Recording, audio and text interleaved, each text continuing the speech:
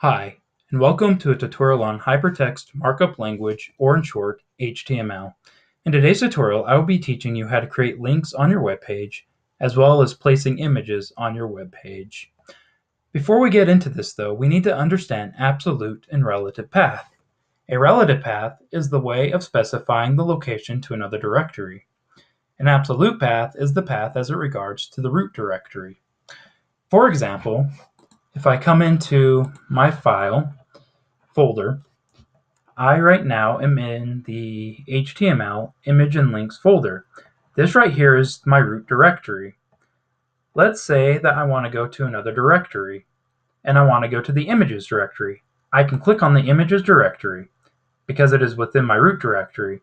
Because it is within my root directory, it is an absolute path because you can directly get to that directory. Let's go back to the root directory. Let's say we want to go to the HTML directory and we have a directory within the HTML directory that we want to access. So to get there, we actually have to back up one directory before we can say move to the headers directory. So we had to back up a directory before we could move forward a directory. This is a relative path.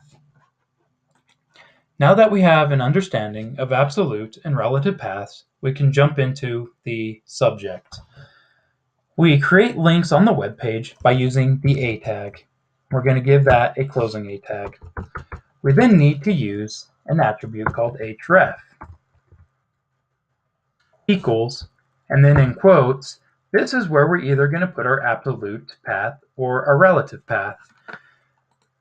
The link that I want to add is in the HTML directory, and it is in the headers directory. This means it is a relative path because I have to back up one before I can move forward one. To do this, to back up a directory, we simply put a dot dot.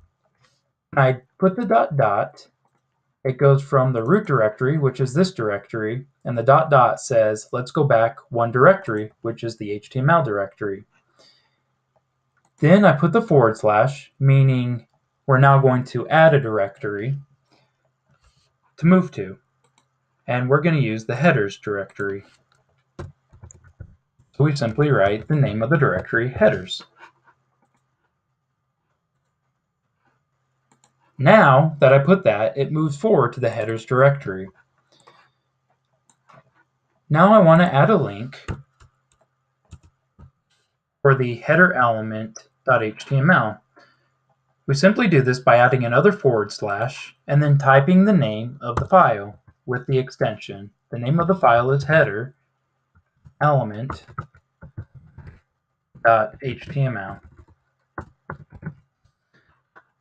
I can go ahead and I can save this. I can refresh my page. Before we do that though, we actually, between the closing and ending A tag, we need to write a description of the link. In this description, I'm going to put header elements. We're going to go ahead and save the file again and refresh our page.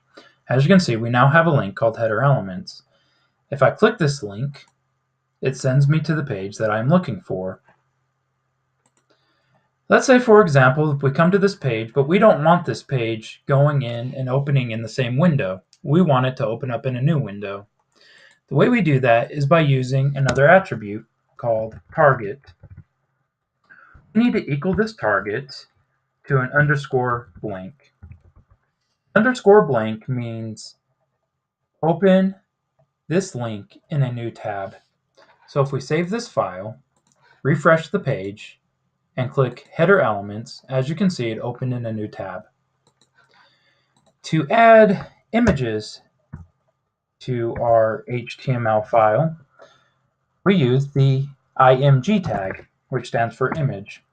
We then need to use a source attribute, which is similar to the href in the sense that it's looking for the directory and the file name that we want to add to our web page.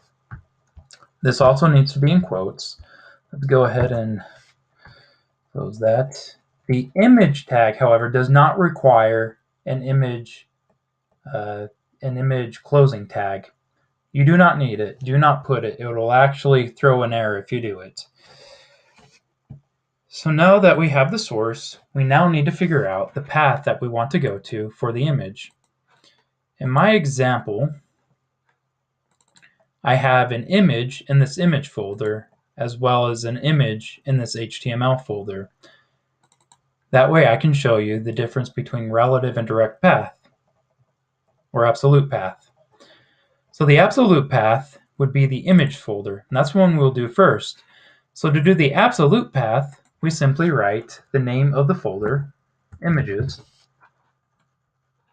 We put a /, and we simply need to type the file name, which is smiley.png. This right here is an absolute path because it is in the path of the root directory. We can go ahead and save this. We can refresh our page, and as you can see, we have an image. Now, let's say for an example, we want to add another image, but this image is located in a different file path. It's a relative file path. So if we come to our folder, we can see we're in our root directory right here, and I want to back up one, and I want to access this file.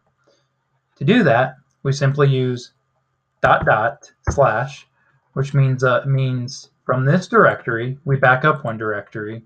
Since we're already in this directory, and that is where the file exists, we can simply write the name of the file, which is smileythumbsup.png. Smileythumbsup.png.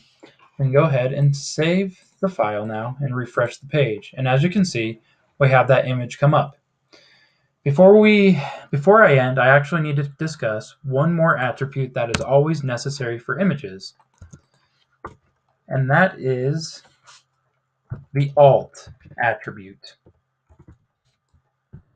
The alt attribute is saying when the image can't be accessed for whatever reason, display some sort of text. So for example, I'm going to put smiley face as the alt text. So if this image right here can't come up for some reason, it's just going to display the smiley face text. Every time you create an image, you need to use the alt attribute. The reason being is some web browsers cannot access your image, and if it can't access your image, you need to have information about what would be in its place. That is what I have smiley face in this alt text, is because it's saying I have this image, but it's not showing, but this is what it would be if it showed a smiley face.